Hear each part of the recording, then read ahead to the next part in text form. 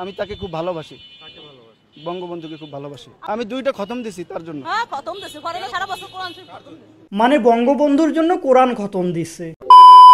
তো জয়া আহসান 15 আগস্টে বঙ্গবন্ধুর স্মরণে একটা পোস্ট করছে। বঙ্গবন্ধুর 32 নম্বর বাসার ছবি আপলোড করছে এবং তার সাথে লিখছে বিনম্র শ্রদ্ধা। আর এই পোস্টার কারণেই তাকে অনেক মানুষ হেট দিচ্ছে। দেখো এখানে কিন্তু হেট করার মতো কিচ্ছু নাই, সে কিন্তু শ্রদ্ধা জানাইছে, এটা অনেক ভালো করছে। আমাদেরকেও কিন্তু এইখানে গিয়ে শ্রদ্ধা জানানো উচিত তাদেরকে যারা ওই সিঁড়িতে দাঁড়ায় বঙ্গবন্ধুকে গুলি করছিল।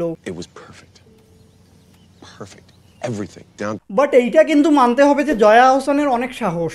এই পোস্টার পরে মানুষজন তাকে এত গালাগালি করতেছে, বাট শি ডাজন্ট কেয়ার। এখন সেটা আলাদা জিনিস যে সে আগে থেকেই মানুষের গালি খাইতে খেতে অভ্যস্ত। তোকে আমি চিন্তা পুঁতে ফেলবো শুয়োরের বাচ্চা।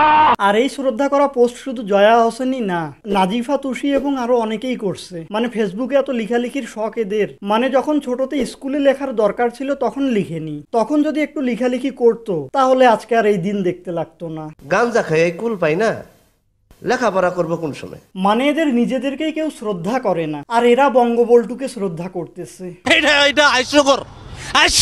এইদিকে আবার একজন পোস্ট করছে হুমায়ুন আহমেদের সহধর্মিনী শাওন, সে নাকি ওইসব নায়িকাদের 20,000 করে টাকা দিছে এইসব পোস্ট করার জন্য। মানে কে বলছে যে টাকা দিয়ে সম্মান পাওয়া যায় না?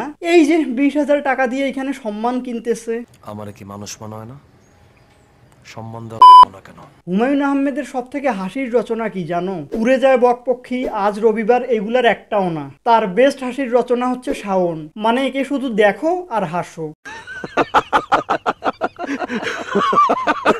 এখন শাওন, নাজিফা তুষি এরা বলতেছে এই 20,000 টাকার নিউজটা নাকি ফেক। আসলে না, এইটা 100% ফেক নিউজ। কেননা এরা তো হচ্ছে সস্তা নায়িকা। আমার তো মনে হয় না এদের পিছনে কেউ 20,000 টাকা খরচ করবে। মিথ্যা কথা, আমি বিশ্বাস করি না। শাওন একসাথে 3 জনের সম্মান নষ্ট করতেছে, হুমায়ুন আহমেদের, তার নিজের এবং বঙ্গবন্ধুর। এখন সেটা আলাদা জিনিস যে তার এবং বঙ্গবন্ধুর আগে থেকেই কোনো সম্মান নাই। আর এইদিকে মোদিও লেগে পড়ছে বঙ্গবন্ধুকে শ্রদ্ধা জানানোর রেসে। আসলে a guy can do anything to impress his girl. I love you too. আর এইদিকে আবার একজন হুজুর ভাইরাল হয়েছে। আমি 2টা খতম দিছি তার জন্য। হ্যাঁ খতম দিছি, পরে সারা বছর কোরআন শরীফ খতম দিছি। তার সপরিবারের জন্য। বঙ্গবন্ধু এবং তার পরিবার, শেখ পরিবার যারা এই 15 আগস্ট যারা নিহত হয়েছে তাদের জন্য। মানে বঙ্গবন্ধুর জন্য কোরআন খতম দিছে। একে কেউ বুঝাও, আজকে যদি বঙ্গবন্ধুর মেয়ে দেশে থাকতো তাহলে এর দাড়ি দেখে একে জামায়াতের লোক বানাইতো, বানায় আবার জেলেও পাঠায় দিত।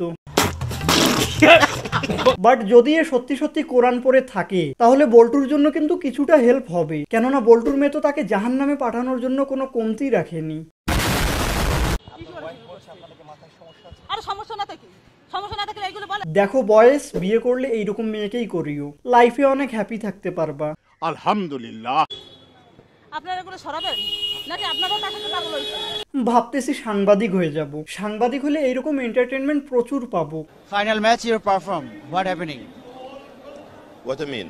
অত্যন্ত খারাপ লাগতেছে, আমি খুব কষ্ট লাগতেছে। দেশের জন্য সবকিছু করলো, তার জন্য আজ এই অবস্থা। কি থার্ড ক্লাস অ্যাক্টিং করতেছে, বাট স্টিল জয়া আহসান এবং শাওনের থেকে ভালো অ্যাক্টিং করতেছে। বাহ, কি অ্যাক্টিং কর রহা হ্যায়।